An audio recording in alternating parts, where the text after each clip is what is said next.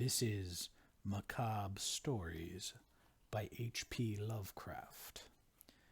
Today we read a Reminiscence of Dr. Samuel Johnson. The privilege of reminiscence, however rambling or tiresome, is one generally allowed to the very aged. Indeed, 'tis frequently by means of such recollections that the obscure occurrences of history and the lesser anecdotes of the great are transmitted to posterity.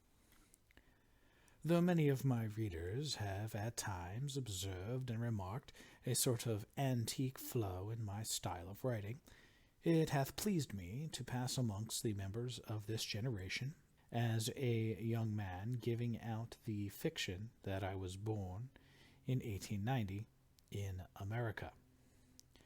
I am now, however, resolved to unburden myself of a secret which I have hitherto kept through dread of incredulity, and to impart to the public a true knowledge of my long years, in order to gratify their taste for authentic information of an age with whose famous personages I was on familiar terms. Be it then known that I was born on the family estate in Devonshire on the 10th day of August, 1690, or in the new Gregorian style of reckoning, the 20th of August, being therefore now in my 228th year. Coming early to London, I saw as a child many of the celebrated men of King William's reign, including the lamented Mr. Dryden, who sat much at the tables of Will's Coffee House. With Mr. Addison and Dr. Swift, I later became very well acquainted, and was an even more familiar friend to Mr. Pope, whom I knew and respected till the day of his death. But since it is of my most recent associate, the late Dr. Johnson, that I am at this time desired to write, I will pass over my youth for the present. I had first knowledge of the doctor in May of the year 1738, though I did not at the time meet him. Mr. Pope had just completed his epilogue to his satires, the piece beginning, "Not twice a 12-month you appear in print," and had arranged for its publication. On the very day it appeared, there was also published a satire in imitation of Juvenal, entitled London, by the then unknown Johnson, and this so struck the town that many gentlemen of taste declared it was the work of a greater poet than Mr. Pope. Notwithstanding that some detractors have said of Mr. Pope's petty jealousy, he gave the verses of his new rival no small praise, and having learnt through Mr. Richardson who the poet was, told me that Mr. Johnson would soon be déterré. I had no personal acquaintance with the doctor until 1763, when I presented to him at the Meter Tavern by Mr. James Boswell, a young Scotchman of excellent family and great learning, but small wit, whose metrical effusions I had sometimes revised. Dr. Johnson, as I beheld him, was a full, pursy man, very ill-dressed and of slovenly aspect. I recall him to have worn a bushy bob-wig, untied and without powder, and much too small for his head. His clothes were of rusty brown, which wrinkled, with more than one button missing. His face, too full to be handsome, was likewise marred by the effects of some scrofulous disorder, and his head was continually rolling about in a sort of convulsive way. Of this infirmity, indeed, I had known before, having heard of it from Mr. Pope, who took the trouble to make particular inquiries. Being nearly 73, full 19 years older than Mr. Johnson, I say doctor, though his degree came not till 2 years afterward, I naturally expected him to have some regard for my age, and was therefore not in that fear of him which others confessed. On my asking him what he thought of my favorite notice of his dictionary in the Londoner, my periodical paper, he said, "Sir, I possess no recollection of having perused your paper, and have not a great interest in the opinions of the less thoughtful part of mankind. Being more than a little piqued at the incivility of one whose celebrity made me solicitous of his approbation, I ventured to retaliate in kind, and told him I was surprised that a man of sense should judge the thoughtfulness of one whose productions he admitted never having read. "Why, sir," replied Johnson, "I do not require to become familiar with a man's writings in order to estimate the superficiality of his attainments, when he plainly shows it by his eagerness to mention his own productions in the first question he puts to me." Having thus become friends, we conversed on many matters. When, to agree with him, I said I was distrustful of the authenticity of Ossian's poems, Mr. Johnson said, "That, sir, does not do your understanding particular credit, for what all the town is sensible of is no great discovery for a Grub Street critic to make. You might as well say you have a strong suspicion that Milton wrote Paradise Lost."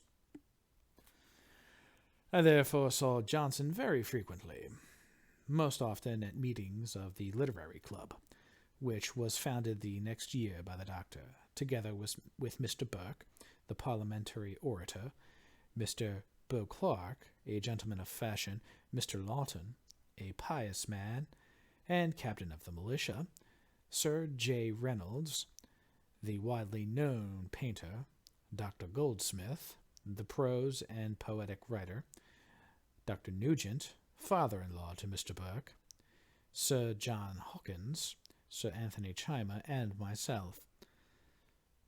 We assembled generally at 7 o'clock of the evening once a week at the Turk's Head in Gerrard Street, Soho, till that tavern was sold and made into a private dwelling, after which event we moved our gatherings successively to Prince's in Sackville Street, Latella's in Dover Street, and Parslow's and the Thatched House in St. James Street. In these meetings we perceived a remarkable degree of amity and tranquillity, which contrasts very favorably with some of the dissensions and disruptions I observe in the literary and amateur press associations of today. This tranquillity was the more remarkable because we had amongst us gentlemen of very opposed opinions.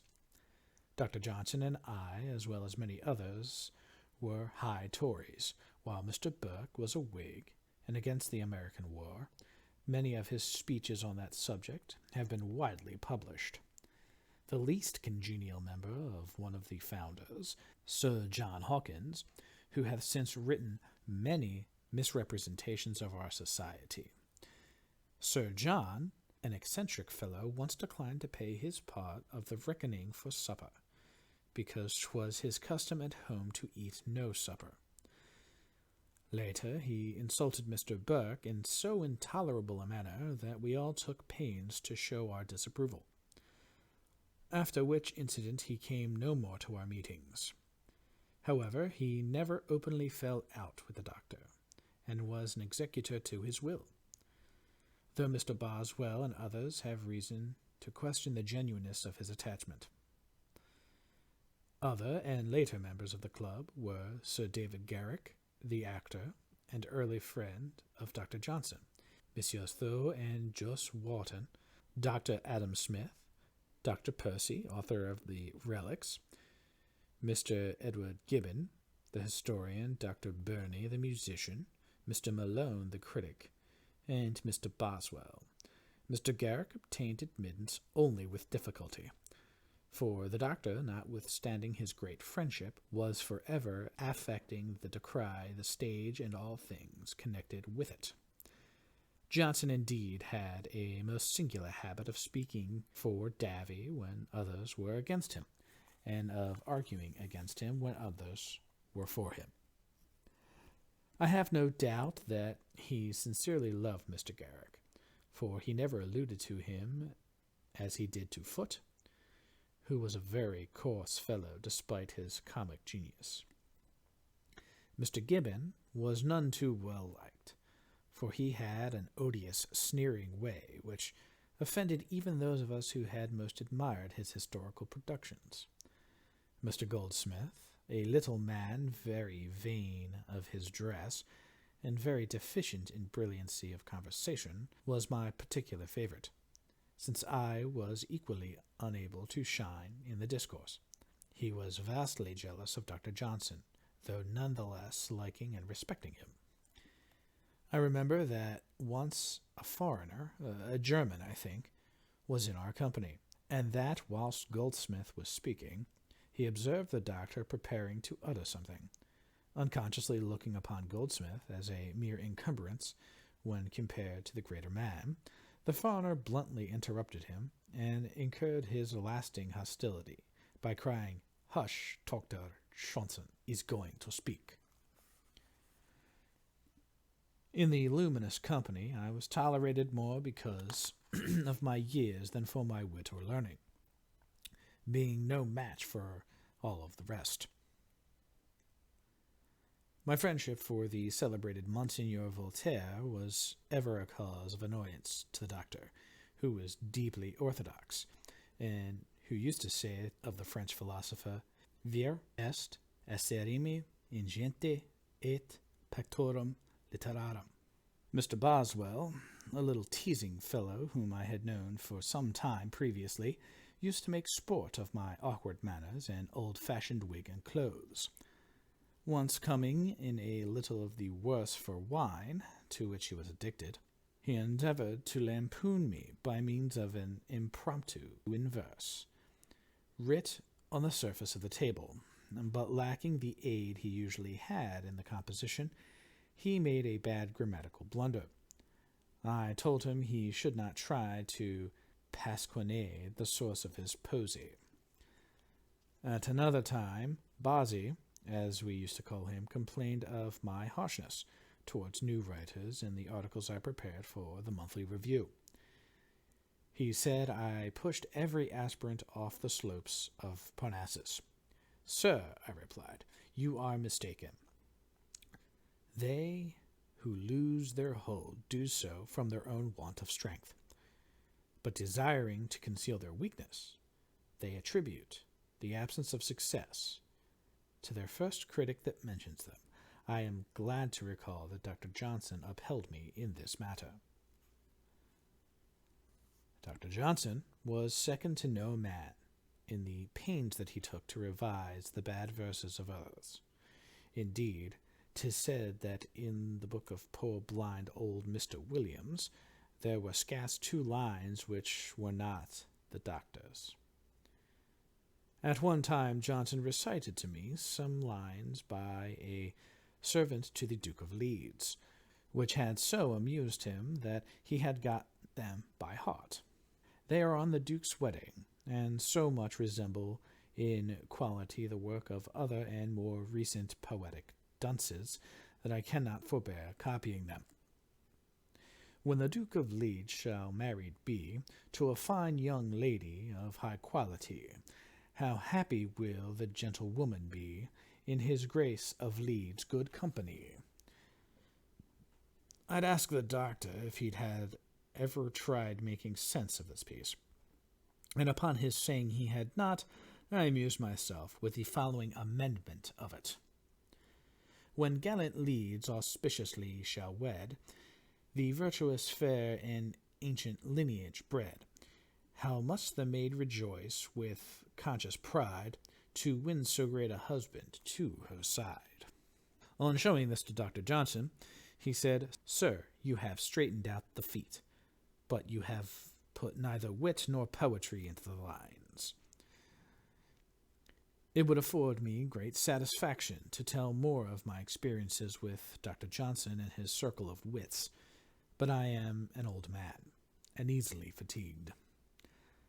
I seem to ramble along without much logic or continuity when I endeavor to recall the past, and fear I light upon but few incidents which others have not before discussed. Should my present recollections meet with favor, I might later set down some further anecdotes of old times of which I am the only survivor. I recall many things of Sam Johnson and his club, having kept up my membership in the latter long after the doctor's death, at which I sincerely mourned. I remember now John Burgoyne, Esquire, the general whose dramatic and poetical works were printed after his death, was blackballed by 3 votes, probably because of his unfortunate defeat in the American War at Saratoga. Poor John. His son fared better, I think, and was made a baronet. But I am very tired. I am old, very old, and it is time for my afternoon nap. And that was a reminiscence of Dr. Samuel Johnson by H.P. Lovecraft.